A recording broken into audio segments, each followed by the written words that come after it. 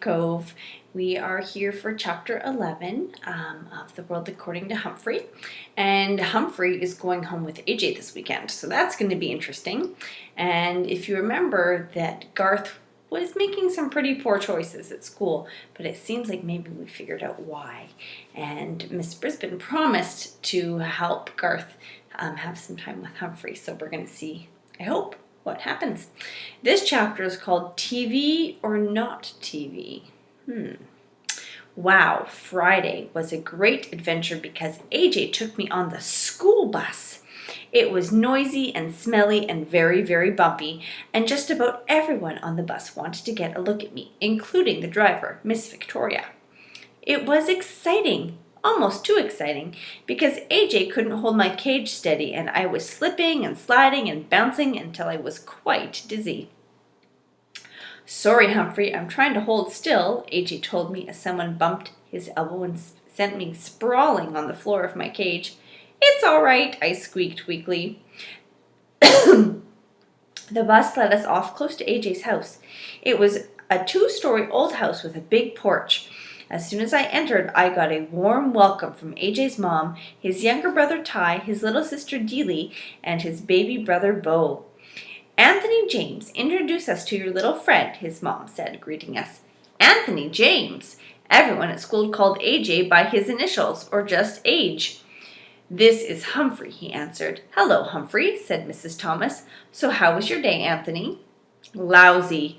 Garth kept shooting rubber bands at me. He won't leave me alone." "But you two used to be friends," his mother said. "Used to be," said AJ, "until he turned into a jerk." Mom patted her son on the shoulder. "Well, you've got the whole weekend to get over it. Now take Humphrey into the den and get him settled." Mrs. Brisbane called him "Lower your voice, AJ," because AJ always talked extra loud in class. I soon noticed that everybody at AJ's house talked extra loud. They had to, because in the background the TV was always blaring. Now, every house I've been in so far has had a TV. Even Miss Mac had a TV, and I enjoyed some of the shows I'd seen with her. There's one channel that has nothing but the most frightening shows about wild animals attacking one another. I mean wild, like tigers and bears and hippopotamuses. Gee, I hope that's not on our vocabulary test in the near future. Those shows make me appreciate the protection of a nice cage, as long as the lock doesn't quite lock. There's another channel that only has people in funny-looking clothes dancing and singing in very strange places. It makes me glad that I have a fur coat and don't have to figure out what to wear every day. Mostly I like the cartoon shows. Sometimes they have mice and rabbits and other interesting rodents, although I've never seen a hamster show yet. I wonder if Humphrey should have his own TV show. Anyway, the difference at the Thomas's house is that the television is on all the time. There's a TV on a table across from the big comfy couch and a big comfy chair, and someone's almost always sitting there watching. I know because they put my cage down on the floor next to the couch. I had a very good view of the TV. I couldn't always hear the TV, though, because AJ's mother had a radio in the kitchen, which was blaring most of the time while she cooked or did crossword puzzles or talked on the phone. No matter what she did, the radio was always on. When AJ's dad came home from work, he plopped down on the couch and watched TV while he played with the baby. Then AJ and Ty plugged in some video games and played while Dad watched. Deely listened to the radio with her mom and danced around the kitchen. When it was time for dinner, the whole family took plates and sat in the den so they could watch TV while they ate. Then they watched TV some more. They made popcorn and kept watching. Finally, the kids went to bed. The baby first, then Deely, and later Ty and AJ. After they were all in their rooms, Mr. and Mrs. Thomas kept watching TV and ate some ice cream. Later, Mrs. Thomas yawned loudly. "I've had it, Charlie. I'm going to bed, and I suggest you do too," she said. But Mr. Thomas just kept on watching, or at least he kept on sitting there until he fell asleep on the couch. I ended up watching the rest of the wrestling match without him. Unfortunately, the wrestler I was rooting for, Thor of Glore, lost. Finally, Mr. Thomas woke up, yawned, flicked off the TV, and went upstairs to bed. Peace at last. But the quiet only lasted about 10 minutes. Soon, Mom brought Bo downstairs and gave him a bottle while she watched TV. When Bo finally fell asleep, Mrs. Thomas yawned and flicked off the TV. Blessed relief. 5 minutes later, Mr. Thomas returned. Sorry, hamster, can't sleep, he mumbled to me as he flicked on the remote. He watched and watched, then dozed off again. But the TV stayed on, leaving me no choice but to watch a string of commercials for car waxes, weight-reducing programs, exercise machines, and red-hot harmonica classics. The combination of being nocturnal and being bombarded with sight and sound kept me wide awake. At the crack of dawn, Dealey tiptoed into the room, dragging her doll by its hair, and switched to a cartoon show about princesses. She watched another show about cats and dogs. Scary! Then Mr. Thomas woke up and wanted to check some sports scores. Mrs. Thomas handed him the baby and his bottle, and soon the older boy switched over to video games, and their parents watched them play. It was loud, loud, loud. But the Thomases didn't seem to notice. What do you want for breakfast? Mom shouted. What? Dad shouted louder. What do you want for breakfast? Mom yelled. Toaster waffles, Dad yelled louder. I can't hear the TV, Ty hollered, turning up the volume. Do you want juice? Mom screamed. Can't hear you, Dad responded. And so it went. With each new question, the sound on the TV would be turned up higher and higher until it was positively deafening. Then Mom switched on her radio. The Thomases were a perfectly nice family, but I could tell it was going to be a very long and noisy weekend unless I came up with a plan. So I spun on my wheel for a while to help me think, and I thought and thought and thought some more, and then it came, the big idea. I probably would have come up with it sooner if I could have heard myself think. Around noon, the Thomases were all watching the football game on TV, or rather, Mr. Thomas was watching the football game on TV while AJ and Ty shouted questions at him.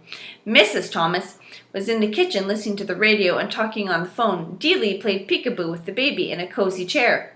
No one was watching me, so I carefully opened the lock that doesn't lock on my cage and made a quick exit. Naturally, no one could hear me skittering across the floor. As I made my way around the outside of the room, over to the space behind the TV cabinet. Then, with great effort, I managed to pull out the plug, one of the most difficult feats of my life. The TV went silent, beautifully, blissfully, silently silent, so silent I was afraid to move. I waited behind the cabinet, frozen. The Thomases stared at the TV screen as the picture slowly went dark. Ty, did you hit that remote? Mr. Thomas asked. Nah, it's under the table. Anthony, go turn that thing on again, Mr. Thomas said. AJ jumped up and hit the power button on the TV. Nothing happened. It's broken, he exclaimed. Mrs. Thomas rushed in from the kitchen. What happened?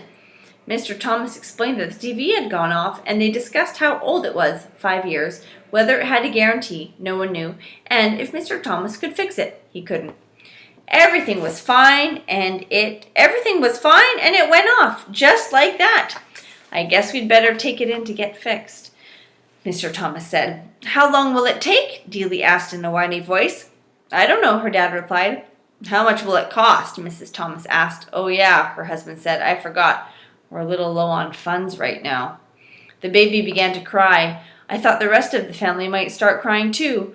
Well, I get paid next Friday, Dad said. AJ jumped up and waved his hands. That's a whole week away. I'm going to Grandma's house. Her TV works, said Ty. Me too, Dealey chimed in. Grandma's got her bridge club over there tonight, Mom said. I know, said Dad. Let's go to a movie. No, I know, said Dad. Let's go to a movie. Do you know how much it costs to go to a movie? Mom asked. Besides, we can't take the baby. Oh. They whined and bickered for quite a while. They got so loud I managed to scamper back to my cage unnoticed. Then I guess I dozed off. Remember, I had hardly had a wink of sleep since I'd arrived. The bickering was a nice, soothing background after all that racket. I was only half asleep when the squabbling changed. But there's nothing to do, Dealey whined. Her father chuckled. Nothing to do. Girl, my brothers and I used to spend weekends at my grandma's house, and she never had a TV. Wouldn't allow it. What did you do? AJ asked. "Oh, we were busy every minute," he recalled. "We played cards and board games and word games, and we dug in her garden and played tag." He chuckled again. "A lot of times we just sat on the porch and talked. My grandma, she could talk." "What'd you talk about?" Ty wondered.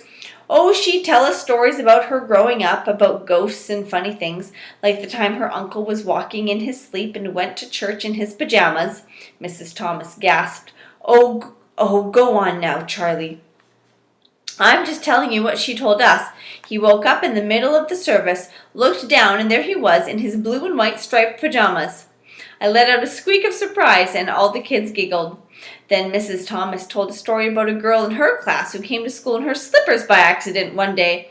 "Yes, the fuzzy kind," she explained with a big smile. "They talked, and Dad got out some cards, and they played a game called Crazy Eights, and another one called Pig, where they put their fingers on their noses and laughed like hyenas. When Bo fussed, they took turns jiggling him on their knees." After a while, Mrs. Thomas gasped, "Goodness sakes, it's an hour past your bedtimes."